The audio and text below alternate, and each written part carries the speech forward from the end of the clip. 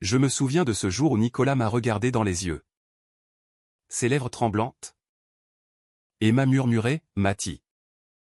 Si ton amour est une maladie, alors je préfère mourir avec toi plutôt que de guérir sans toi.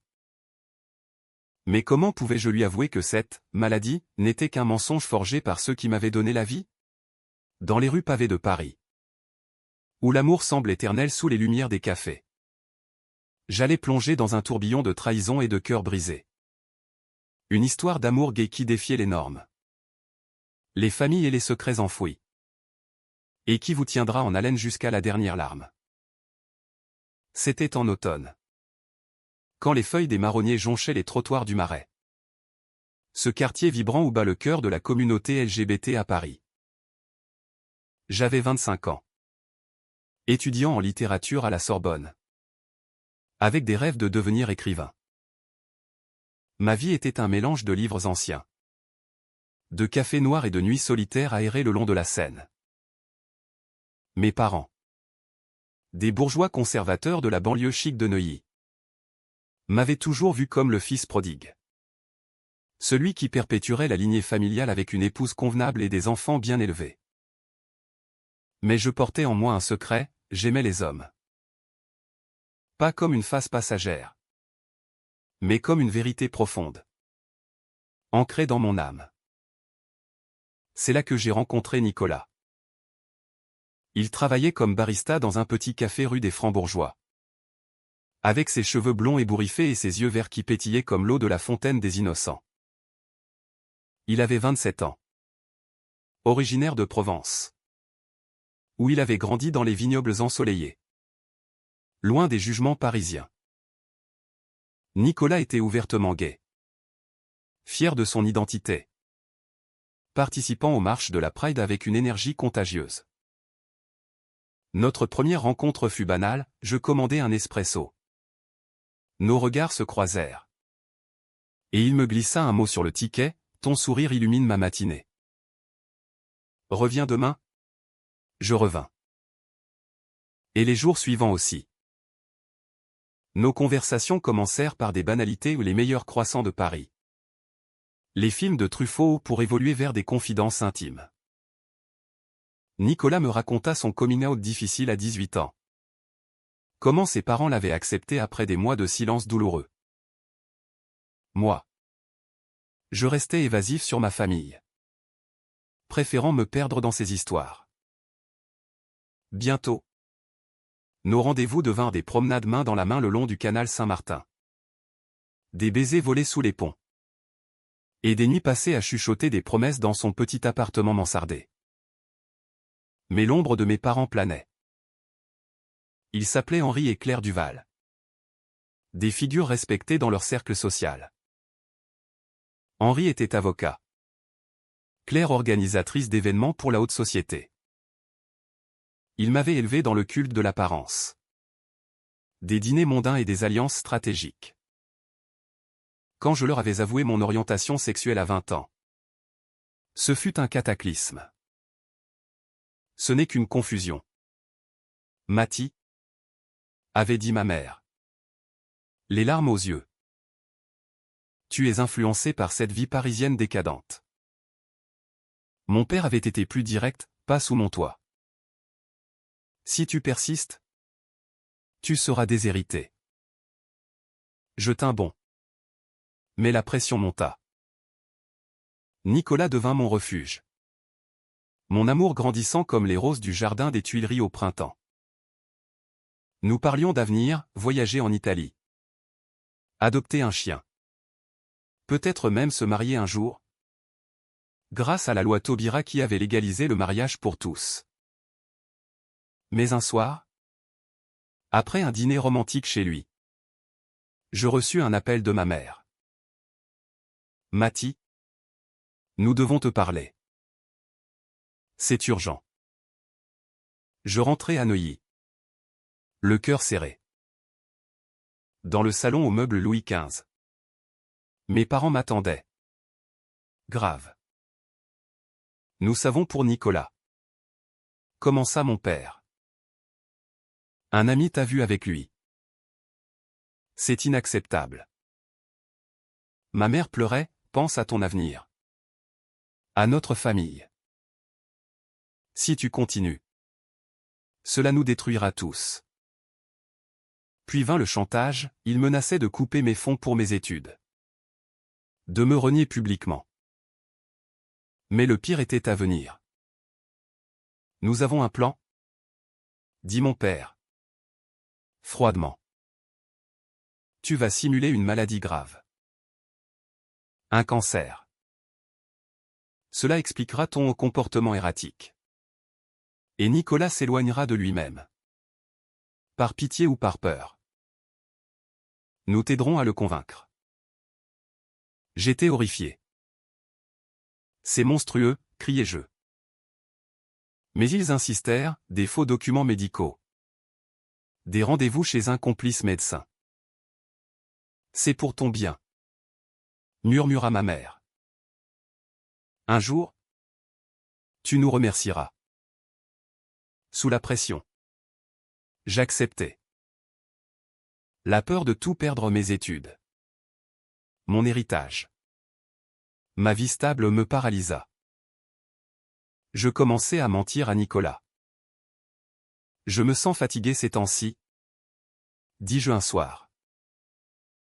Puis, les visites chez le médecin. Nicolas s'inquiéta. Me soutint. Annula des sorties pour rester avec moi. On va traverser ça ensemble. Promettait-il. Me serrant dans ses bras. Chaque mensonge me rongeait l'âme. Creusant un fossé entre nous. Les mois passèrent. Je perdis du poids volontairement. Rasai mes cheveux pour simuler la chimiothérapie. Nicolas était dévasté. Mais son amour grandissait. Il me lisait des poèmes de Baudelaire au lit. Cuisinait des soupes provençales pour me réconforter. Mes parents. Eux. Jubilaient en secret. Me félicitant pour ma performance. Mais le doute s'insinuait en moi, étais-je vraiment leur fils?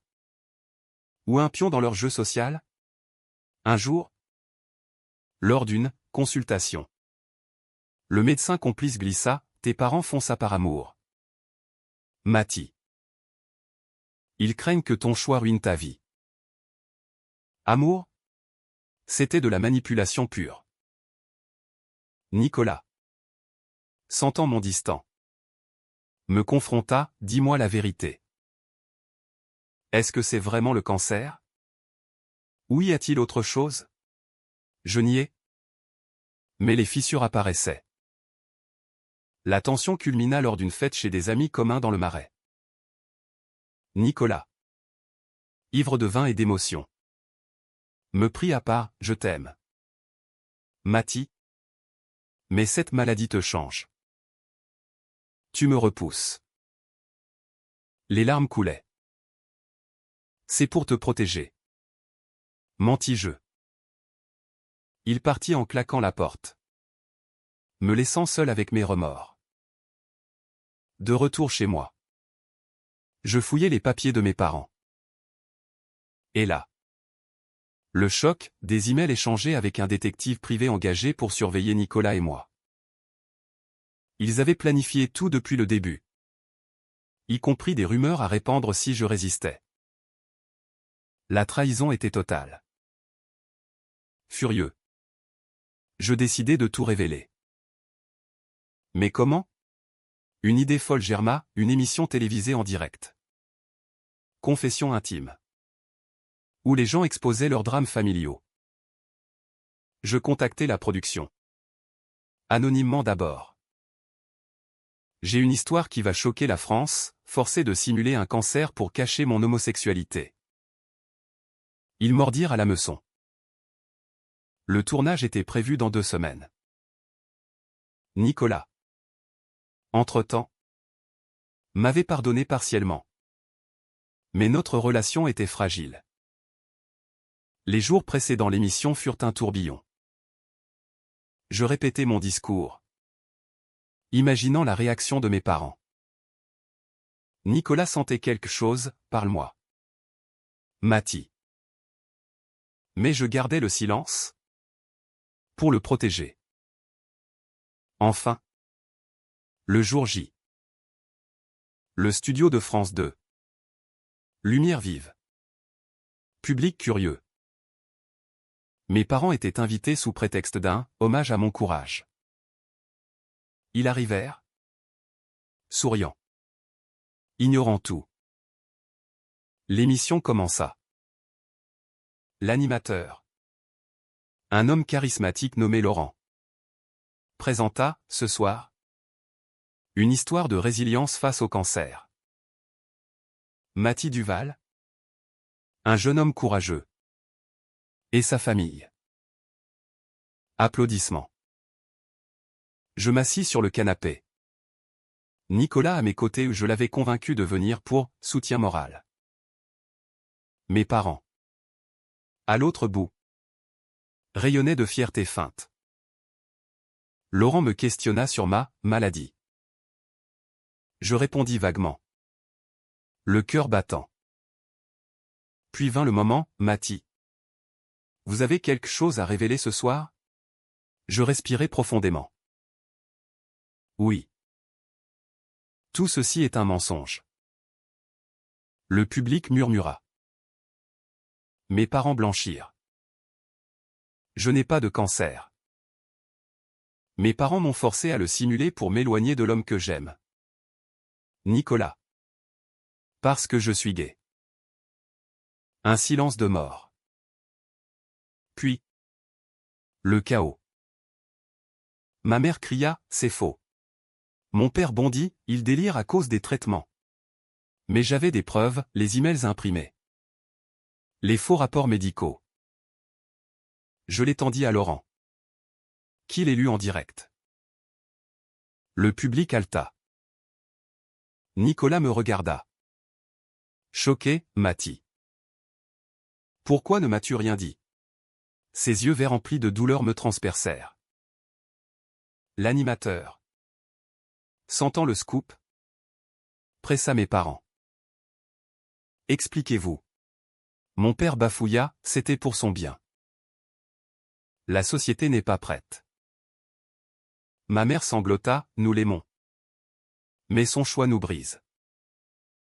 Le débat s'enflamma. Des invités experts, un psychologue LGBT. Un militant des droits intervinrent. C'est de l'homophobie internalisée, tonna l'un. Le public réagit, huée. Applaudissements. Nicolas. Serrant ma main. Murmura, je t'aime toujours. Mais ça fait mal. L'émission se termina en apothéose. Les réseaux sociaux explosèrent, Mathie Duval trending. Des messages de soutien.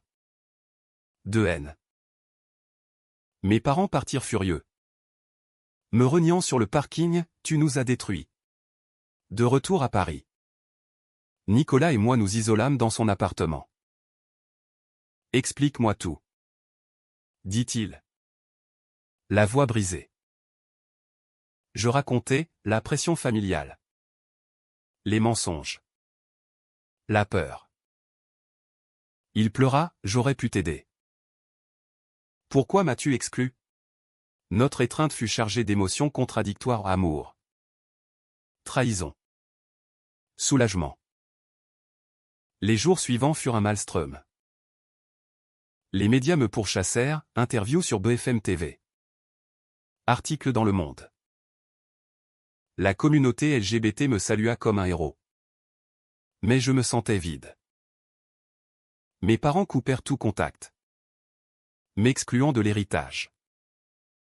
Nicolas oscillait entre soutien et distance, j'ai besoin de temps. Mathie.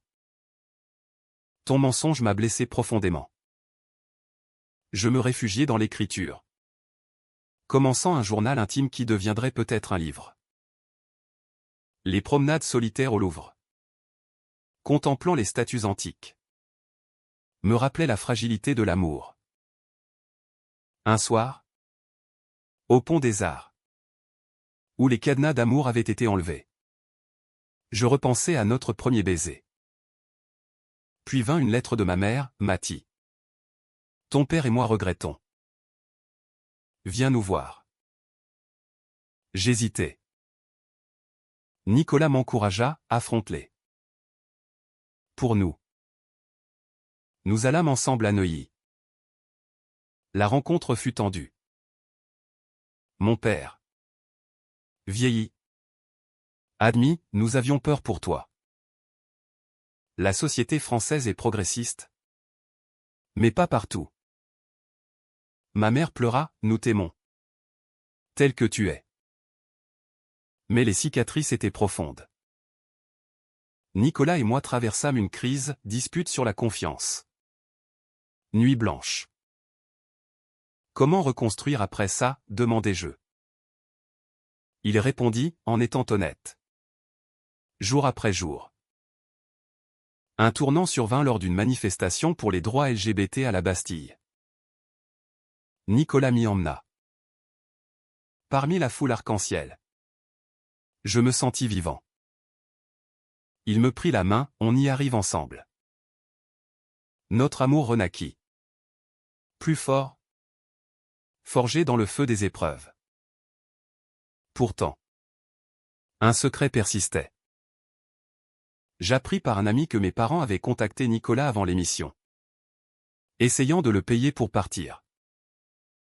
Il avait refusé. Mais ne m'en avait rien dit. Quand je le confrontai. Il avoua, je ne voulais pas ajouter à ta douleur. Nouvelle trahison. Ou protection? La dispute éclata, tu m'as menti toi aussi, criai-je. Il répliqua, par amour. Nous nous séparâmes temporairement. Moi errant dans les rues de Montmartre. Lui rentrant en Provence. Seul. Je réfléchis à la nature de l'amour, est-ce possession ou liberté? Les appels de mes parents restèrent sans réponse. La France? Avec ses cafés philosophiques. M'inspira, relire Sartre sur l'authenticité. Nicolas revint après une semaine. Fleur à la main. Pardonne-moi. Je t'aime trop pour te perdre. Notre réconciliation fut douce. Sous la tour Eiffel illuminée. Mais le destin réservait un coup, mon père eut une crise cardiaque. À l'hôpital Cochin. Je le vis faible. Regrettant, j'ai été un idiot. Mathie.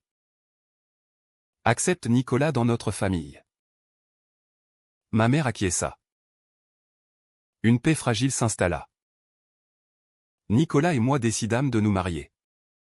Simplement. À la mairie du 4e arrondissement. La cérémonie fut émouvante. Avec des amis LGBT. Surprise. Mes parents présents. Maladroit mais sincère. Pourtant. Des doutes subsistaient. Était-ce une vraie rédemption? Ou une façade? Le temps le dirait. Les mois post-mariage furent un mélange de joie et de tension latente. Nicolas et moi emménageâmes dans un appartement haussmannien près de la place des Vosges. Entouré de livres et de souvenirs. Nos journées étaient rythmées par des petits déjeuners tardifs. Des discussions sur l'art et des projets d'avenir. Mais les ombres du passé planaient, des appels anonymes haineux. Écho de l'émission. Me rappelait la vulnérabilité de notre amour. Mes parents tentaient de se racheter. Dîners familiaux awkward. Où mon père posait des questions maladroites sur Nicolas et la Provence. C'est comment? Ma mère offrait des cadeaux. Comme un tableau de monnaie reproduit. Nicolas. Poli. Acceptait. Mais me confiait ensuite, ils essaient. Mais je sens leur regard. Un conflit surgit quand je reçus une offre pour un livre sur mon histoire. Un éditeur chez Gallimard voulait, La vérité cachée, un cancer fin pour l'amour.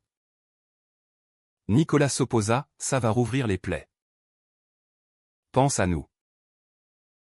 Je vis cela comme une catharsis, c'est ma façon de guérir. La dispute escalada.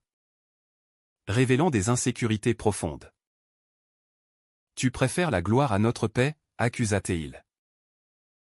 Je signai le contrat. Commençant l'écriture dans un café de Saint-Germain-des-Prés. Les mots coulaient. Mélange de douleur et d'espoir. Nicolas. Blessé. Passa plus de temps au travail. Rentrant tard. Notre intimité s'effrita. Remplacée par des silences pesants. Puis. Un appel de Provence, la mère de Nicolas était malade. Un vrai cancer cette fois. Ironie cruelle. Il partit s'occuper d'elle. Me laissant seul à Paris. Je reviens bientôt. Promit-il. Mais les appels se raréfièrent. Et je paranoïais, était-ce une excuse pour s'éloigner? Pendant son absence. Je revis mes parents. Mon père. Repentant. Confia, nous avons vu un thérapeute. Nous comprenons maintenant. Ma mère ajouta, Nicolas est bien pour toi. Leur évolution me toucha. Mais je gardai une distance. Nicolas revint après 2 semaines. Changé. Maman va mieux. Mais ça m'a fait réfléchir. La vie est courte. Nous nous réconciliâmes. Mais une nouvelle révélation surgit, en fouillant son téléphone par jalousie. Je découvris des messages d'un ex. Julien. Rencontré en Provence. Rien d'explicite. Mais assez pour douter. La confrontation fut explosive, tu me trompes? Il n'y a, c'est un vieil ami. Mais le doute s'installa. Écho de mes propres mensonges passés. Nous consultâmes un thérapeute de couple. Spécialisé en relations LGBT. À la Maison des Familles à Paris. Les sessions révélèrent nos traumas, ma peur de l'abandon. Sa crainte de la manipulation. Le livre avança. Et avec lui. La promotion. Une interview sur France Inter relança le buzz. Mes parents furent cités. Admettant leurs erreurs publiquement. Nicolas. Fier mais inquiet. Me soutint. Un soir.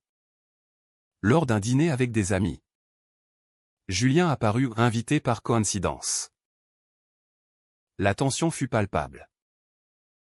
Nicolas clarifia, rien entre nous. Mais je bouillonnais intérieurement. Le climax arriva lors du lancement du livre à la Fnac des Halles. Public nombreux. Médias présents. Mes parents vinrent, symbolisant la réconciliation. Nicolas prononça un discours émouvant, Mathie m'a appris que l'amour vrai surmonte les mensonges. Mais en coulisses. Mon père me glissa, nous avions raison sur un point, cette vie est dure. Ces mots ravivèrent la rage. Je l'affrontai, vous m'avez forcé à mentir. Il admit, oui. Et nous le regrettons. Mais regarde où tu es maintenant. Nicolas entendit. Et ce fut le déclencheur. Tes parents manipulent encore, cria-t-il. Nous partîmes. Disputant dans la rue, il change. Nicolas. Ou il te contrôle toujours. La nuit fut longue. Au matin. Nicolas partit à nouveau pour Provence. Laissant une note, j'ai besoin d'espace. Je t'aime. Mais ça me détruit. Seul. Je errai dans Paris. Du Sacré-Cœur à Notre-Dame en reconstruction. L'écriture devint mon encre. Le livre se vendit bien. Des critiques louant sa profondeur émotionnelle. Mes parents appelèrent, reviens-nous. Sans Nicolas si besoin. Leur proposition me choqua, toujours la même homophobie voilée? Je refusai.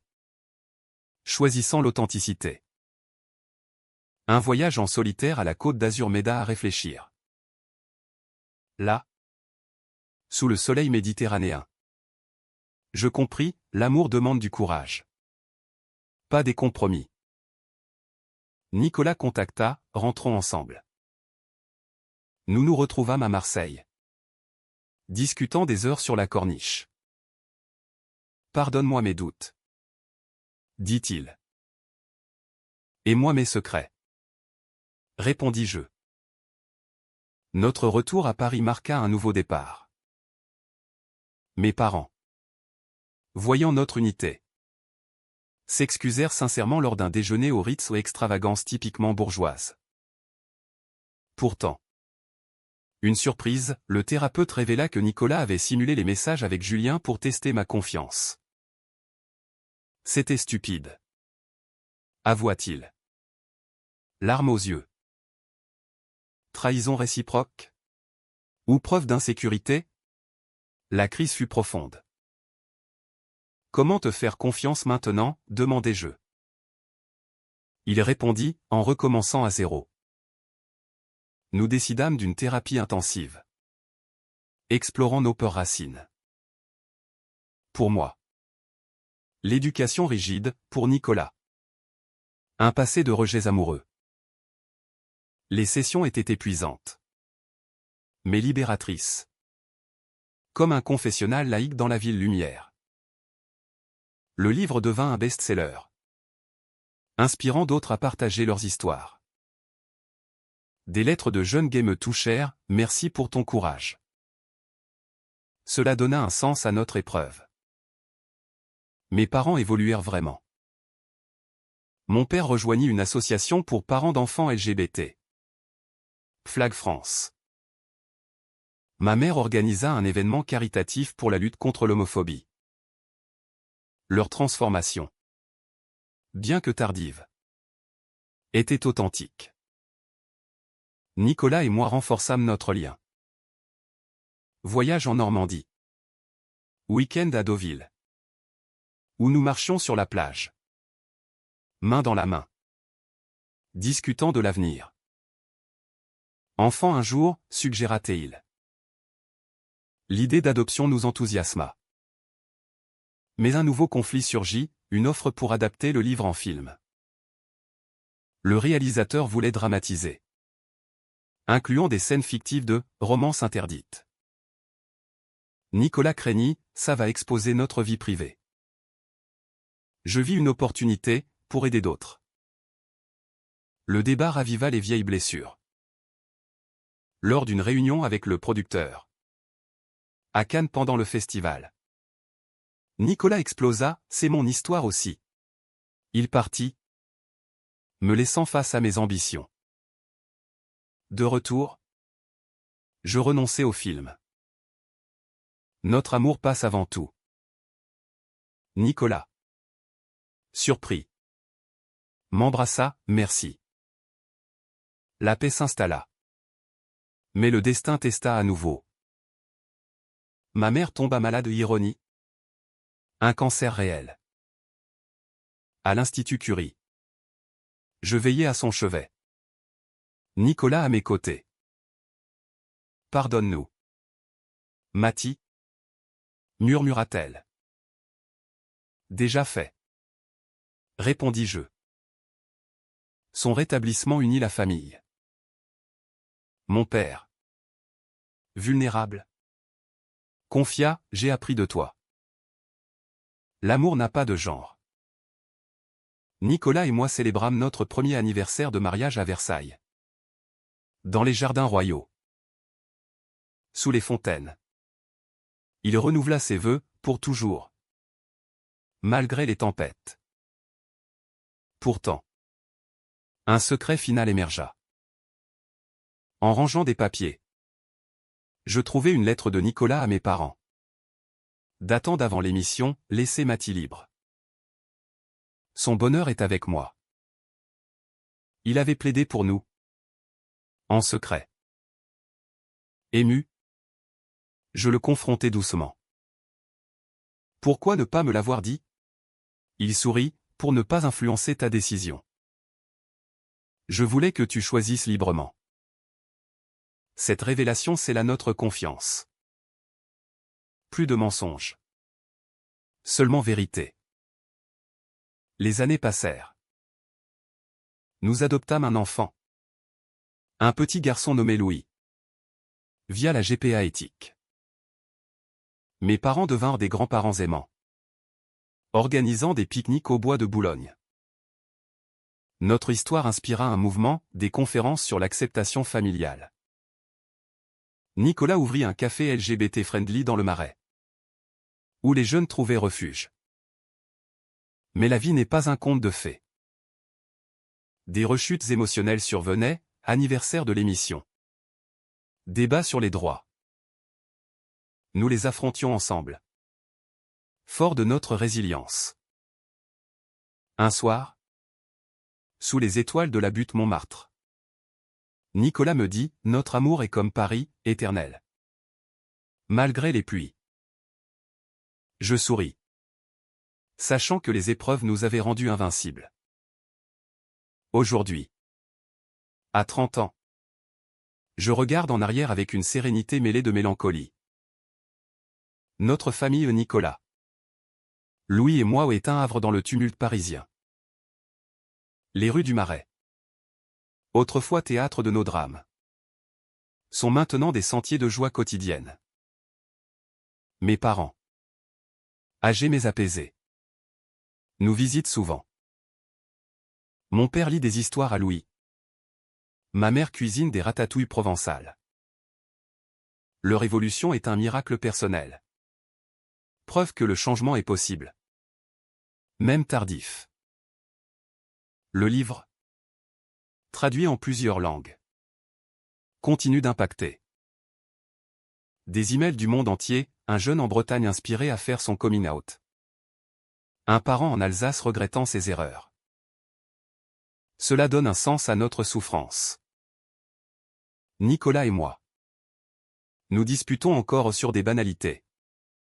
Comme quel vin choisir pour dîner, mais nos conflits se résolvent dans le dialogue. Pas le silence. Notre amour, forgé dans le feu, est inaltérable. Pourtant, des moments de doute persistent. Lors d'une Pride, un manifestant me reconnut, tu es un héros. Mais suis-je un héros? Ou un survivant de mes propres mensonges? Nicolas me rassure, tu es les deux. La France change, loi plus inclusive. Société plus ouverte. Mais les batailles intimes perdurent. Notre histoire rappelle que l'amour gay n'est pas une exception, mais une norme humaine. En conclusion, si j'ai simulé un cancer, c'était par faiblesse, si j'ai révélé la trahison, c'était par force. Et si notre fin est heureuse, c'est grâce à la persévérance, au pardon et à l'humanité qui sommeille en chacun. Que cette histoire vous inspire, dans les cœurs brisés naissent les plus belles renaissances.